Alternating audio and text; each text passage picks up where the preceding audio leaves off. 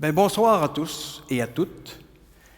On est très content de vous recevoir pour la 5e édition du Réconfort en cadeau. Tout ça est né en 2020, l'année de la COVID, où on n'avait pas le droit de se même faire des câlins. On n'avait pas le droit de se voir et tout ça. Puis on s'est dit, bien, c'est pas vrai qu'on va passer le temps des fêtes sans réconfort. Puis on avait pensé à une formule, puis il n'y avait personne dans la salle. On avait un trio de musiciens. C'était bien, c'était vraiment bien, mais il manquait d'humain. Ce soir, on se retrouve dans un endroit où probablement que vous êtes déjà venus ici. Et l'endroit est assez méconnaissable quand même avec le décor, mais ça traîne quand même un lot de souvenirs. Donc, on vous souhaite la bienvenue. On vous souhaite à la maison aussi la bienvenue. Peut-être qu'au moment où on se parle, vous êtes installé avec un chocolat chaud, peut-être un verre de vin, on ne sait pas. Mais ce réconfort-là, il va vous suivre tout le temps des fêtes. Alors voilà, donc, quand on a commencé ce réconfort-là, on se disait, qui que nous soyons, on a tous rencontré quelque part dans sa vie la perte d'un être cher. Que ce soit le premier Noël sans l'être cher ou que ce soit le 12e, le 20e, il y a toujours une nostalgie, une mélancolie qui va s'installer à l'approche du temps des fêtes. Il y a une chaise qui est vide. Cette chaise-là prend de la place. Mais ce soir, on va tenter de mettre un peu de sérénité, un peu de douceur dans ce temps des fêtes-là qui s'en vient ou que vous vivez en ce moment. Alors, bienvenue chez nous, bienvenue chez vous pour ce réconfort en cadeau. Bonne prestation, tout le monde.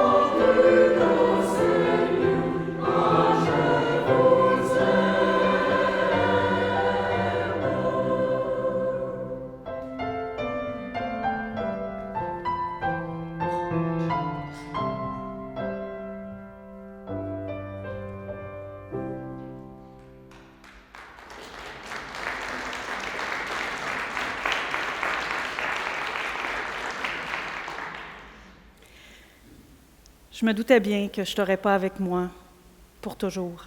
Je me doutais bien que tu finirais par partir.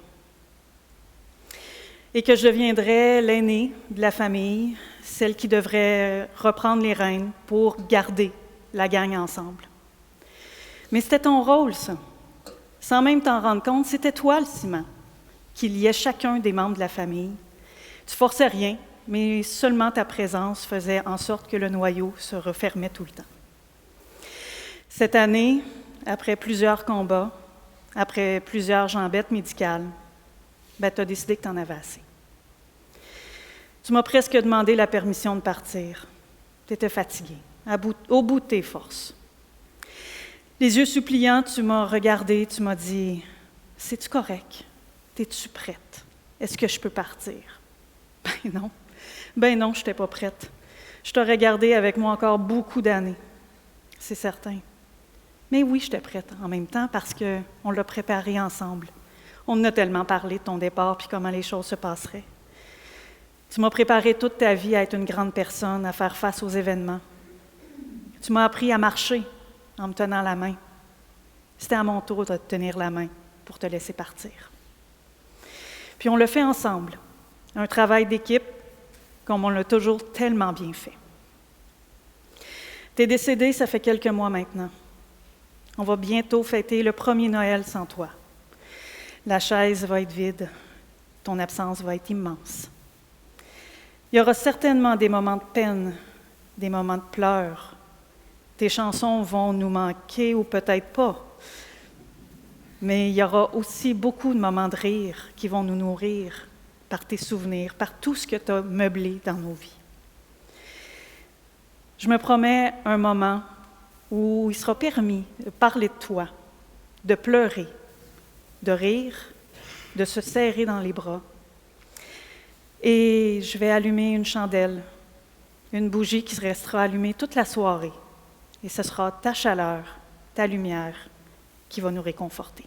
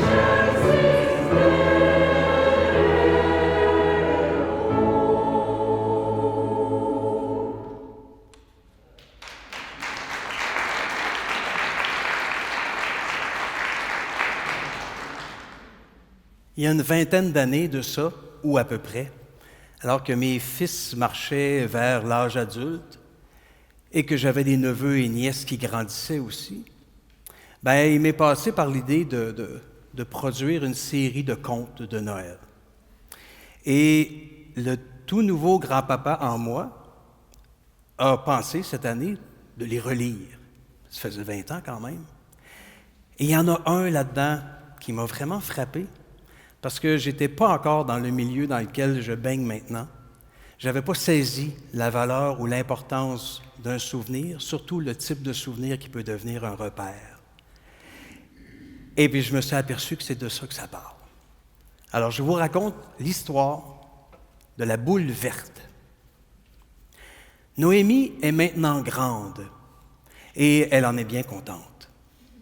Depuis qu'elle est toute petite, elle entend des gens autour de lui dire « Tu marches comme une grande. Wow, tu parles comme une grande. » Aujourd'hui, elle sait qu'elle n'est plus juste comme une grande. Elle est grande. Sa grand-maman a même dit au cousin de Noémie, qui est plus jeune, « Allez, fais comme Noémie, elle est grande maintenant. » Noémie a reçu cette phrase comme un cadeau emballé par le réconfort de la voix de sa grand-maman, qu'elle aime tant. Justement parce qu'elle est grande, au dernier Noël, voilà que Noémie a pu décorer le sapin avec sa grand-maman. Et décorer l'arbre, c'est quelque chose d'important. C'est comme semer des petits îlots de verdure, de couleur plutôt, et de lumière sur un fond de verdure. Et les îlots finissent par se rejoindre quand la décoration est terminée. Et quand ils sont réunis, voilà que le spectacle, il est grandiose, presque vivant, je dirais. Tellement vivant que le gros sapin que grand-papa a installé au salon boit de l'eau tous les jours, sans même saper, comme la grand-maman de Noémie lui reproche parfois quand elle boit. Noémie se souviendra longtemps de cette première expérience de décoration de l'arbre de Noël. C'était un 8 décembre. Dans le salon chez sa grand-maman, c'était la couille. Il y avait des boîtes partout, des vieilles boîtes aux coins arrondis, aux côtés devenus un peu mous, mais assez solides quand même pour contenir tant de merveilles. Une des boîtes était tout à fait spéciale, plus haute, pas très très large, et il y avait un sapin dessiné sur le côté. Noémie a dit « Grand-maman, oui ma chouette, pourquoi il y a un sapin dessiné sur la boîte? » Et grand-maman lui explique que cette boîte date d'il y a plusieurs années. Quand le papa de Noémie, dans les années 70, avait le même âge qu'elle a maintenant, le sapin de Noël n'était pas un vrai. En fait, il était en aluminium brillant. On mettait des boules et on éclairait le sapin avec une lumière devant laquelle tournait un disque de plastique divisé en 4 couleurs, rouge, jaune, bleu et vert. Le sapin, donc, changeait de couleur. Noémie écoutait très attentivement sa grand-mère et elle se disait qu'elle était bien chanceuse d'avoir une grand-maman capable d'inventer des histoires aussi incroyables en si peu de temps. Pourtant, c'était la vérité. Mais depuis, on revient au salon, que le travail de décoration est commencé. Voilà que Noémie baigne dans un univers qu'elle aime bien. La musique de Noël qui a envahi la pièce. Et grand-maman qui chantonne en installant les boules étincelantes. D'ailleurs, grand-maman chantonne tout le temps. Pas toujours les bonnes paroles, mais grand-maman chantonne tout le temps. Et puis, il y a cette boule. La source de tant de rires et de bons souvenirs. Une boule un peu plus grosse que les autres. Verte et brillante comme un miroir. Mais un drôle de miroir. Un miroir qui vous grossit le nez quand vous vous approchez. Noémie trouvait ça très drôle. Elle trouvait qu'elle avait l'air de Shrek quand elle s'approchait de cette boule-là. Et si elle bougeait, ses yeux devenaient grands et son nez devenait tout petit. Combien de fois avait-elle ri avec ses cousins et ses cousines en faisant des grimaces qui devenaient tellement plus drôles devant ce drôle de miroir? Secrètement, Noémie avait souhaité trouver la boule de Noël dans les vieilles boîtes de décoration. Mais c'est sa grand-maman qui l'avait trouvée en premier. Elle était sur le point de l'installer en haut de l'arbre, mais trop haut pour que les petits-enfants puissent la voir. Noémie s'exclame, « Non, non, non, non, non, grand-maman, non, non, non, non, celle-là, elle est magique. Il faut l'installer plus bas dans l'arbre. » Sans trop savoir pourquoi cette boule est magique, sa grand-maman lui dit, « C'est bien correct. » Mais au moment de descendre le précieux ornement de l'arbre, voilà que la boule tombe et se casse. Pas au complet, mais assez pour qu'on ne puisse pas l'accrocher dans l'arbre. Noémie est triste, mais sa grand-maman lui explique qu'il y a d'autres boules qui peuvent faire l'affaire. Noémie se console un peu, mais demande une faveur à sa grand-maman. Elle lui demande, « Est-ce que je peux garder la boule même si elle est cassée? » Oui, si tu veux. Et Noémie demande encore, « Est-ce que je peux la garder dans la petite boîte où il y avait un personnage de crèche qui n'est plus là, mais la petite boîte qui est quand même un peu usée? » Si ça te fait plaisir, Noémie, prends-la. Donc, Noémie a déposé tout doucement la boule magique dans la boîte et l'a rangée précieusement. Plus tard dans l'année, alors que la neige fondait sous le soleil du printemps, Noémie a pris sa petite boîte et l'a ouverte. Aussitôt, dans sa tête, elle a revu ses cousins et ses cousines et toutes les grimaces qui viennent avec. Et elle a entendu tous les rires de tout le monde. Et même si elle est grande, elle est certaine que des effluves de ragoûts et de tourtières lui sont venus au nez. Cette boule était vraiment magique pour elle. Magique comme un souvenir heureux.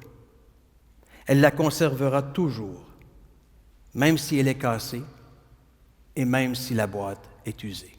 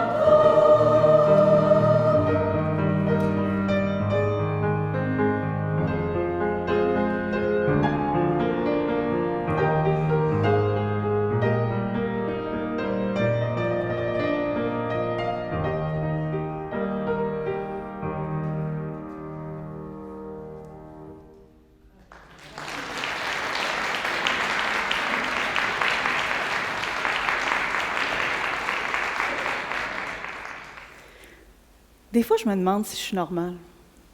Ça fait quand même un bon bout de temps que tu es parti. Mais chaque fois que Noël approche, je ressens encore un vide, un trou. On a partagé tellement de temps des fêtes ensemble. Notre première rencontre, c'était au tout début décembre. On ne savait pas trop comment on allait vivre ça, le temps des fêtes, de façon séparée, chacun dans nos familles. Puis finalement, on n'a pas pu se résigner à se séparer.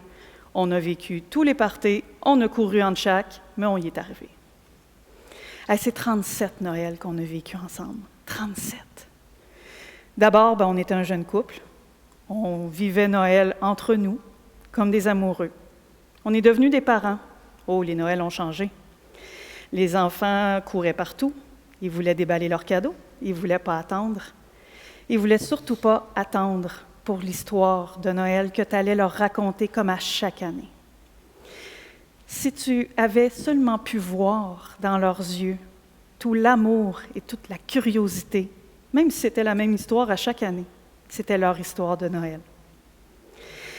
Les années ont passé, les Noëls ont encore changé, les enfants ont grandi, ils allaient dans les Noëls de la famille de leurs amoureux, on les voyait moins. On a dû ajuster nos calendriers, on a dû ajuster un peu les choses. C'est un peu bizarre quand même de fêter Noël en janvier, mais pour être sûr d'avoir tout le monde proche de nous, ça valait le coup.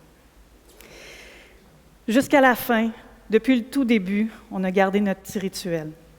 On prenait notre lait de poule, puis on écoutait l'album de Noël de Fernand Gignac. C'était notre petit rituel à nous.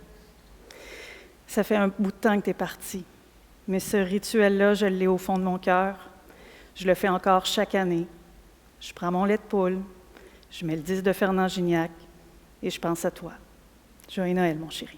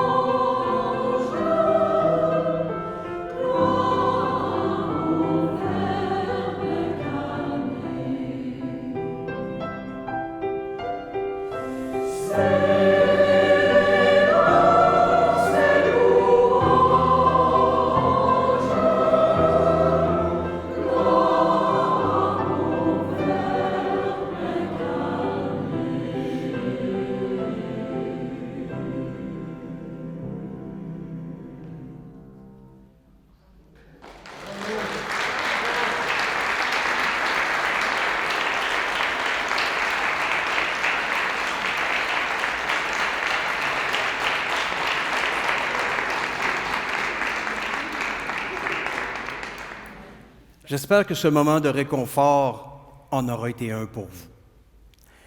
Je suis très content que vous ayez été là ce soir. Très heureux que le cœur y ait été aussi. Oui, bravo.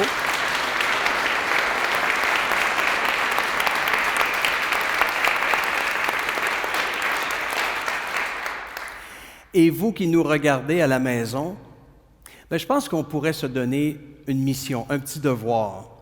C'est assez facile de traîner un ordinateur puis d'aller voir une personne peut-être plus âgée, aller partager des souvenirs et de faire jouer cette prestation-là. Peut-être qu'il y aura du réconfort qui pourra se passer d'une personne à l'autre dans ce temps des fêtes. Juste avant qu'on se quitte, donc, je veux juste être sûr, c'est pour ça que j'ai mon papier, je ne veux oublier personne surtout. Bien, je veux remercier le chœur symphonique, je viens de le faire, et surtout la chef, Un Jung Park. Merci, merci, merci. Oui. Et ce soir, bien, notre magistral piano a été touché de façon tout aussi magistrale par Francine Lang.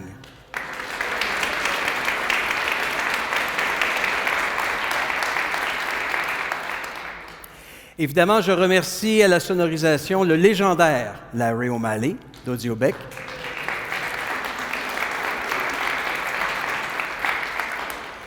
Et l'équipe qui a capté ces images-là, je regardais de derrière tantôt, je pense que ça va être de très belles images. David Alonso et Oulia Goual.